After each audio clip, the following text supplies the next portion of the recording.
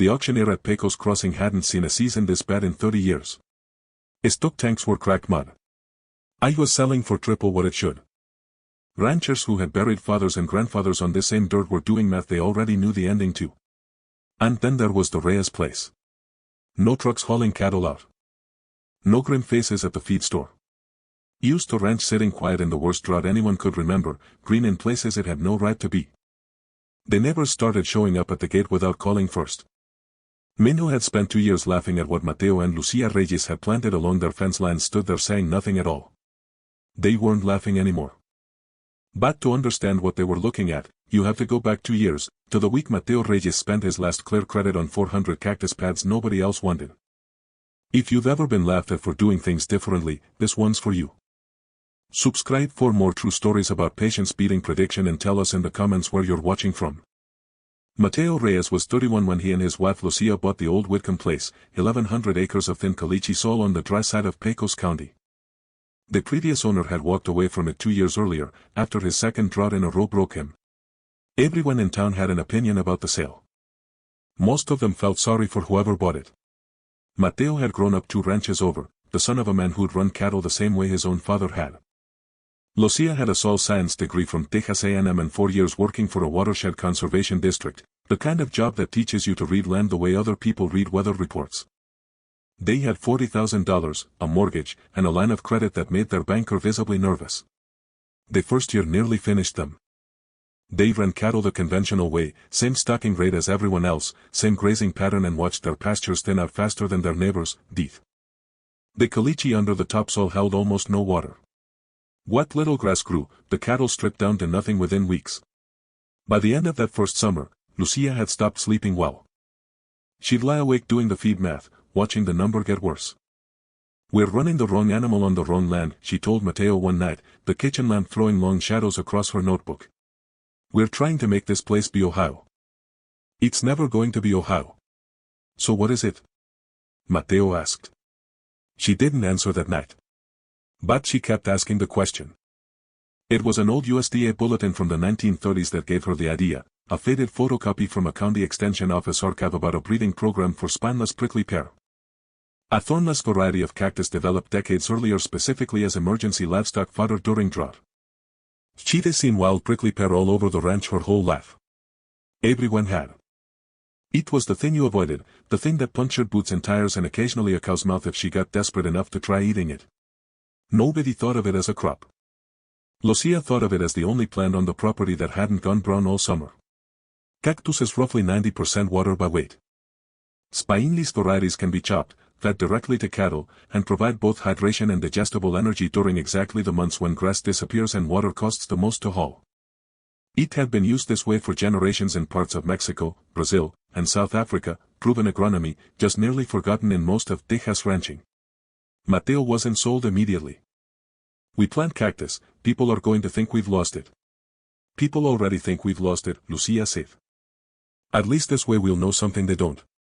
They ordered 400 spineless pads from a nursery in South Texas, planted them in 8 long rows along the ranch's driest, least productive rich ground too poor to bother grazing anyway, and waited. It took less than a month for the name to make the rounds at the feed store. Asterisk the Cactus Ranch, said with a grin, the way you'd say something about a man who'd painted his barn purple. Halis Cargill, who ran the biggest herd in the county and had buried 2 droughts without losing a single cow, stopped by uninvited one afternoon. The way established ranchers do when they think a younger one needs straightening out. "You're planting cactus on grazing land," he said. "Nota question." "Ground that doesn't grow grass anyway," Mateo said. Halis looked at the rows a long moment. "Son, I like you both. But you don't save a ranch by growing the one thing nobody can eat." He meant it kindly. That was almost the hardest part. Lucía didn't argue with him. She just kept watering the rows by hand twice a week, kept her notebook, and kept measuring how fast the pads multiplied far faster than the books had promised. Doubling their planted area within the first year. By the second spring, the 8 rows had become 11. The pads stood thick and waxy and green against the same caliche ridge where nothing else had ever held. Nobody else had noticed yet. Lucía had been watching that ridge for 2 years. She knew exactly what it used to look like. The drought that came the following summer was the kind people would talk about for a decade. Rain stopped in May and didn't return until October. Stuck ponds that had never gone dry in living memory turned to cracked plates of mud. Across the county, ranchers started making calls they didn't want to make. Jalisco Cargo sold off a third of his herd in July just to keep the rest fed. The sale barn in Pecos Crossing ran cattle through faster and cheaper than anyone wanted to remember. At the Reyes place, Mateo started running a flail mower through the cactus rows, chopping the pads into rough fodder and trucking it out to the herd twice a week. The cattle took to it almost immediately. They'd never had a choice to refuse it, and it turned out they didn't want to. Feed costs that should have doubled stayed flat. Water hauling, which was bankrupting half the county that August, dropped to almost nothing. The cactus itself was doing a good shit of the hydrating. It wasn't perfect. Mateo blew a hydraulic line on the mower in the worst week of the heat and spent 2 days fixing it by hand in 105-degree afternoons. A late summer hailstorm flattened one entire row they hadn't gotten around to harvesting. Lucía spent 3 sleepless nights convinced they'd miscalculated the protein balance and were quietly damaging the herd's condition. She read the numbers twice before she let herself believe they hadn't.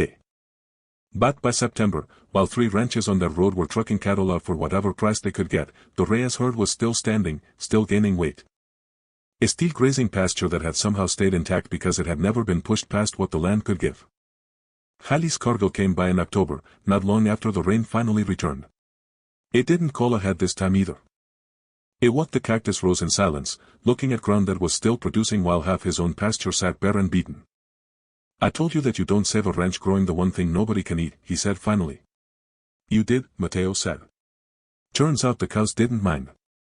Jalisco almost smiled. I had it backwards. He judged the plant by what it looks like instead of what it does. He didn't apologize exactly. It didn't need to. He came back 2 weeks later with a notebook of his own and asked Lucía to walk him through the planting density. By the following spring, 2 other ranches on the road had put in their own test rows. The feed store conversation shifted from jokes about the Cactus Ranch to genuine questions about water stress agronomy and what else the old extension bulletins might still be right about. There's a version of this story that's about cactus. The yields, the feed savings, the drought numbers. Those things are real, but they're not the point. The point is that for 2 years, an entire county looked at the same plant and saw a nuisance, while 2 people looked at it and asked a different question, asterisco not what is this? But what could this become if someone bothered to find out? Asterisco most of what gets dismissed as worthless hasn't actually been tested. It's just been judged on sight, by people in a hurry, and never looked at again. Lucía Reyes looked long enough. If this story reminded you that the best ideas often look foolish right up until the moment they don't, leave a comment below. Tell us which part stuck with you most. And if you want more true stories about patience, land, and people who were laughed at before they were proven right, subscribe and we'll see you in the next one.